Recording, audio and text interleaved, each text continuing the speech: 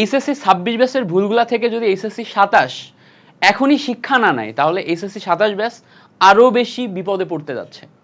এই ভিডিওতে আমি তোমাদের সাথে আমার বেশ কিছু অবজারভেশন শেয়ার করার চেষ্টা করব, যেগুলো থেকে এইচএসসি 27 ব্যাচ এখনই শিক্ষা নিয়ে সামনে ভালো একটা রেজাল্টে কামব্যাক দিতে পারে। এইচএসসি 26 ব্যাচ কিন্তু বেশ কিছু ভুল করছে এবং দেখা যাচ্ছে যে শিক্ষা ব্যবস্থার এই যে একটা ভালো ট্রানজিশন দেখা যাচ্ছে, এই ট্রানজিশনের মধ্যে তারা অ্যাডাপ্টেশন করতে না পেরে তারা আগের সিস্টেমটাকেই অ্যাডাপ্ট করে রাখার কারণে যেই প্রবলেমগুলো ক্রিয়েট করছে তাদের এই একাডেমিক ক্যারিয়ারে, এই প্রবলেমগুলো থেকে যদি এইচএসসি 27 শিক্ষা না নেয় তাহলে এইচএসসি 27-এর সাথে এর চেয়েও বাজে অবস্থা বা সিচুয়েশন হতে পারে।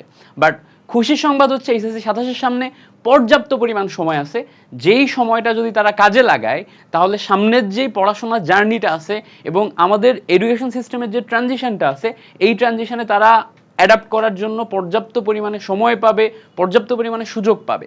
আমি কয়েকটা পয়েন্ট নিয়ে ডিসকাশন করব, আমার অবজারভেশন নিয়ে ডিসকাশন করব। এই জিনিসপত্রগুলো যদি তোমরা একটু মাথায় রাখো তাহলে 27 ব্যাচ তোমার সামনের রেজাল্টটা আসলেই ভালো হবে। প্রথম কথা, এইচএসসি 26 ব্যাচের ক্ষেত্রে যেই ভুলটা আমি সবার আগে আইডেন্টিফাই করছি সেটা হচ্ছে এইচএসসি 26 ব্যাচ পর্যাপ্ত পরিমাণে স্লাইড নির্ভর একটা ব্যাচ ছিল। ক্লাস এবং ক্লাসের স্লাইড এর বাইরে 26 ব্যাচের পড়াশোনাতে অন্যান্য জায়গাতে ফোকাস করতে আমি তেমন একটা দেখিই নাই। ম্যাক্সিমাম স্টুডেন্ট যাদের সাথে আমি পার্সোনালি কানেক্টেড সবাই ক্ষেত্রে দেখছি যে ম্যাক্সিমাম স্টুডেন্টই বই পড়ে না। তাদের কাছে ইভেন বইটা, যে বইটা তারা কিনছে, একাডেমিক বই যেটা কিনছে সেটা কখনো সে খুলেও দেখে নাই।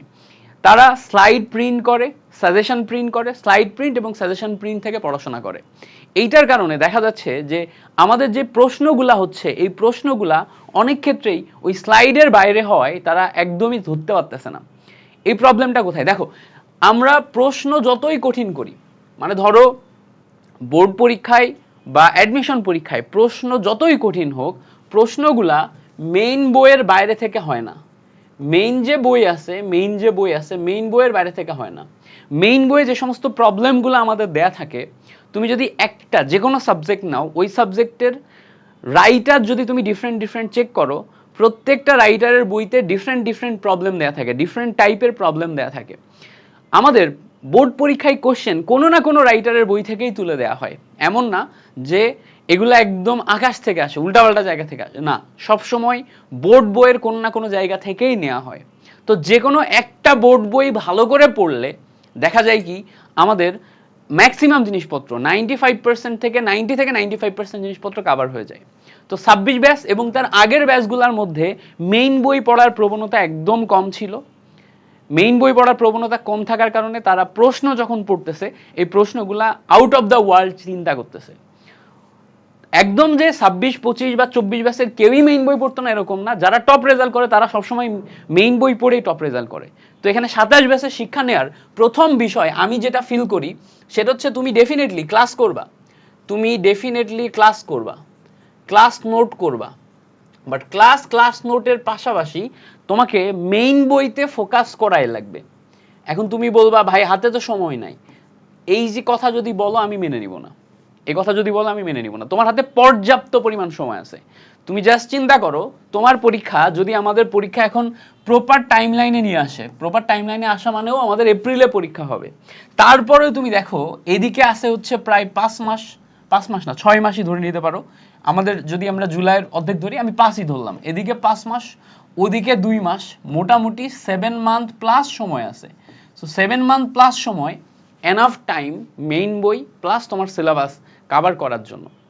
তোমার যদি এনাফ পরিমাণ পড়াশোনায় ফোকাস থাকে, ম্যাচুরিটি থাকে, ডেইলি তুমি যদি 8 আওয়ার প্লাস প্রপারলি পড়াশোনায় ফোকাস করো তাহলে তুমি এই টাইমে প্রপারলি কভার করে ফেলতে পারবা, মেইন বইও পড়তে পারবা, ক্লাস নোটেরও হেল্প নিতে পারবা। তো তোমাকে যেটা করা লাগবে এখন, টোটাল ম্যাটেরিয়াল যে সোর্স সেটাকে কম্বাইন করা লাগবে। অনেকে আবার শুধু মেইন বইতে চলে যাবা, শুধু মেইন বইতে, এটা এত ভাস্ট, শুধু মেইন বই এত ভাস্ট, ক্লাস এবং ক্লাস নোটের হেল্প ছাড়া শুধু মেইন বইতে যাওয়া হচ্ছে, এটাও একটা কিলিং ডিসিশন। টাইম লাইনের মধ্যে কভার করা সম্ভব না। টাইম লাইনের মধ্যে কভার করতে গেলে তোমার ক্লাস নোট প্লাস মেইন বই টোটালটার কম্বো করে পড়তে হবে। কম্বো করে পড়লে অটোমেটিক রেজাল্ট ভালো হয়। প্রশ্ন যেখান থেকেই দিক তোমার একটা ধারণা থাকে, তুমি পরীক্ষার হলে অ্যাটলিস্ট কিছু লিখে আসতে পারো। সো তুমি মিডল ক্লাস স্টুডেন্ট হও, টপ স্টুডেন্ট হও, তোমাকে এই কম্বোটা ফলো করাই লাগবে। আমি সেকেন্ড যে জিনিসটা বলবো সেটা হচ্ছে নিজে প্র্যাকটিস। আমরা অনেক ক্ষেত্রেই দেখছি স্টুডেন্টদের মাঝখানে এখন রিসেন্ট টাইমে সেলফ প্র্যাকটিসের যে প্রবণতা এটা একদম কমে গেছে। সেলফ প্র্যাকটিসের প্রবণতা একদম কমে গেছে। সেলফ প্র্যাকটিস মানে কি? মানে ইটস লাইক যে আমি ক্লাস একটা বের করছি, ওই ক্লাসটাই ক্লাস করাচ্ছে, মুভি দেখার মতো আমি ক্লাসটা দেখে যাচ্ছি, আমার মনে হচ্ছে আমি এটা পারবো, আমি এটা পারবো, আমি এটা পারবো, আমার ফিল দিচ্ছে আমি এটা পারবো, বাট পরীক্ষার হলে যে আমি পারতেছি না। এই জায়গাতে সেলফ প্র্যাকটিসের একটা বিশাল অভাব। 27 ব্যাচ আমি তোমাদেরকে বলবো ভাই, পড়াশোনা যখন করতে বসবা তখন দুইটা খাতা নিয়ে বসবা, একটা হচ্ছে রাফ আর একটা হচ্ছে নোট। যখন একটা ক্লাস করবা তখন দুইটা খাতা নিয়ে বসবা, একটা হচ্ছে রাফ, একটা হচ্ছে নোট। নোট খাতাতে প্রত্যেকটা জিনিস তুমি যেটা যেটা পড়তেছো সেটা তুলবা, তুললে তোমার অলরেডি একবার লিখে লিখে প্র্যাকটিস হয়ে যাচ্ছে। সেকেন্ড টাইম তুমি যেটা করবা, রাফে যত পারো ওই জিনিসটা লিখে লিখে প্র্যাকটিস করো, ফর্মুলা লিখো, ম্যাথ করো, ক্যালকুলেশন করো, ইচ অ্যান্ড এভরিথিং লিখে লিখে প্র্যাকটিস করো। কারণ তুমি ফাইনালি পরীক্ষার হলে যে লিখবা, তোমার সামনে যেই সময়টা আছে এই সময়টা তুমি যদি লিখে লিখে প্র্যাকটিস না করো, ভাই believe me, it's like movie দেখা, সিরিজ দেখা, তোমার দেখতে ভালো লাগবে, মনে হবে আমি সব পারবো, বাট পরীক্ষার হলে যে দেখবা তুমি পারতেছো না, অ্যাকুরেসি নাই, ঠিক হচ্ছে না। এই কথাগুলো আমি অ্যাডমিশনে যেয়ে বলি, এখন এইচএসসিতে এসে বলা লাগতেছে বিকজ অবস্থা খুব খারাপ, বেগতিক।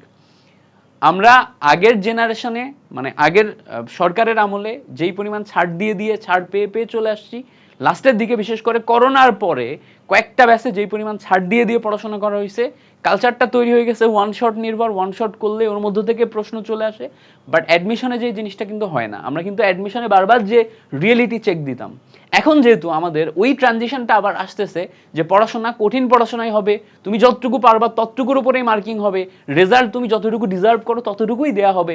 তার মানে তোমাকে পরীক্ষার হলে পরীক্ষার খাতায় প্রপারলি লিখে আসতে হবে, আর প্রপারলি লিখে আসতে গেলে কি করতে হবে? পড়তে হবে।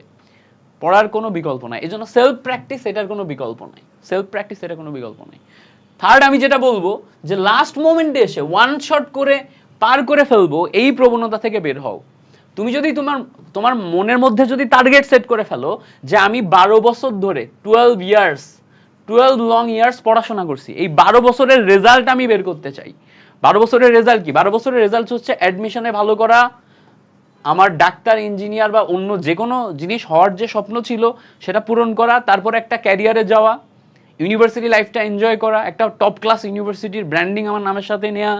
এই যে ছোট ছোট টার্গেট নিয়ে তুমি 12 বছর ধরে পড়াশোনা করছো, বা ধরে নিলাম 12 বছর ধরে পড়াশোনা করছো তুমি রিসার্চার হওয়ার জন্য, দেশের বাইরে যাওয়ার জন্য, গুগল মাইক্রোসফটে চাকরি করার জন্য, এর জন্য হলেও তোমার একটা ভালো ইউনিভার্সিটিতে চান্স পেতে হবে, সেখানে একটা ভালো এনভায়রনমেন্ট ক্রিয়েট করতে হবে, সেই এনভায়রনমেন্ট থেকে তুমি সামনে ভালো করতে চাও, সো এর জন্য হলেও তোমার এইচএসসিটাতে ভালো করা উচিত। এখন এইচএসসিটাতে ভালো করতে গেলে এটার কোনো শর্টকাট নাই, শর্টকাট নাই বলতে শর্টকাট নাই, এর একমাত্র মানে ওয়ে হচ্ছে তুমি 12 বছরের রেজাল্ট পাইতে গেলে এই 1 বছর, এই 7 মাস, এই 8 মাস তোমাকে প্রপারলি পড়াশোনা করতে হবে। আর প্রপারলি পড়াশোনা করতে গেলে every day, every single day তোমাকে পড়তে হবে, every day, every single day তোমাকে পড়তে হবে। 8 থেকে 12 ঘন্টা তোমাকে ফোকাসড ওয়েতে পড়তে হবে। এই যে 8 থেকে 12 ঘন্টা ফোকাসড ওয়েতে পড়াশোনা করা, পড়তে থাকা পড়তে থাকা পড়তে থাকা, জিনিসপত্রগুলা বোঝা, জিনিসপত্রগুলা নিজের মধ্যে নেওয়া, জিনিসপত্রগুলাকে ফিল করা, এবং তারপরে ওই জিনিসটাকে ফিল করে বুঝে ওইটাকে আউটপুট দেওয়ার জন্য প্র্যাকটিস করা, সেলফ প্র্যাকটিস করে আউটপুট দেওয়ার জন্য প্র্যাকটিস করা, এটা পর্যাপ্ত পরিমাণ দরকার। যে কোনো জিনিসে ভালো করতে গেলে সেটাতে সময় দিতে হয়। আমি বারবার একটা কথা বলি, তোমাকে যদি তোমার আব্বুর নাম জিজ্ঞেস করি তাহলে তুমি সেটা কি ভেবে চিনতে বলবা? সেটা কি তোমার ভুল হবে? হবে না। কেন? কারণ তোমার বয়স যদি 18 বছর হয়, 18 বছর ধরে ওই একটা জিনিস এত প্র্যাকটিস করে আসছো যে ওটা তোমার ভেবে চিনতে বলা লাগে না, ওই জিনিসটাতে ভুল হয় না, ওটাতে অ্যাকুরেসি এই লেভেলে আসে। তো তুমি জাস্ট পরীক্ষার আগের দিন ওয়ান শট দেখে যাবা, যেটা তুমি শুধু পরীক্ষার আগের দিনই দেখছো, ওইটুকুই জানো, পরীক্ষার হলে যে ওটা ভুল হওয়ার সম্ভাবনা বেশি না, ওইটা দিয়ে রেজাল্ট করে লাইফে কোথাও একটা পৌঁছানোর সম্ভাবনা কম না। তাহলে কোথাও একটা পৌঁছাইতে গেলে ওটাতে টাইম দিতে হবে, আই রিপিট, টাইম দিতে হবে। তোমার সামনে যেই পরিমাণ সময় আছে ফুল টাইমটাই তোমাকে দিতে হবে, তাহলেই তুমি ভালো করতে পারবা। এই কথাগুলো মাথার মধ্যে ঢুকাই ফেলো, এই কথাগুলো মাথার মধ্যে ঢুকাই ফেলো। 27 ব্যাচ সাবধান হও, এখন থেকে পড়াশোনা করো, টেবিলে বসো। 26 ব্যাচ দেখো, দেখে পড়াশোনা করো। যারা জীবনে কিছু করতে চায় না, যারা পড়াশোনা করতে চায় না, যাদের পড়াশোনা নিয়ে কোনো প্ল্যান নেই, তাদের ব্যাপারটা আলাদা। বাট অ্যাকচুয়ালি যারা তোমরা পড়াশোনা করতে চাও, পড়াশোনার মাধ্যমে জীবনে কিছু করতে চাও, তোমার জীবনে কিছু হোক তুমি চাও, বা তুমি তোমার নিজেকে জ্ঞানী করতে চাও, তোমার নিজের মাথার মধ্যে কিছু থাকুক, তুমি চিন্তা করতে শিখো, এইটা চাও, তোমার জন্য টেবিলে পর্যাপ্ত পরিমাণ সময় দেয়া, একটা হেলদি লাইফ লিড করা, ইটস নেসেসারি। কথাগুলো মাথায় রাখো। 27 ব্যাচ, এখন থেকে পড়াশোনা করো, কমেন্টে লিখে যাও ইনশাল্লাহ I will try my best. তোমার সাথে পরবর্তী কোন একটা ভিডিওতে দেখা হবে। সাবধান সাবধান সাবধান।